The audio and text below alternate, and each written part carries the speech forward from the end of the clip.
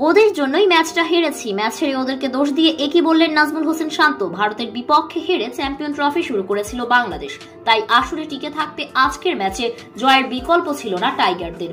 গুরুত্বপূর্ণ এই ম্যাচে 5 উইকেটে হেরেছে নাজমুল হোসেন শান্তর দল। তাতে এক ম্যাচ আগেই আসর থেকে বিদায় নিশ্চিত হয়ে গেছে বাংলাদেশের। একই সঙ্গে সেমির সম্ভাবনা শেষ পাকিস্তানেরও।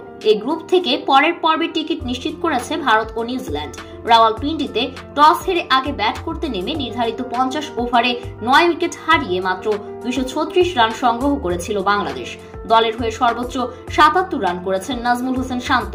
তবে টসে হারাটাই কি বাংলাদেশের দুর্ভাগ্যের কারণ হয়েছে কিনা সেটি এখন ভক্তদের মাঝে প্রশ্ন। এদিকে ম্যাচ শেষে হারের কারণ হিসেবে শান্ত বলেন, কখনো আমাদের টপ অর্ডার ব্যাটিং ব্যর্থ, আবার কখনো মিডল অর্ডার ব্যাটিং ব্যর্থ।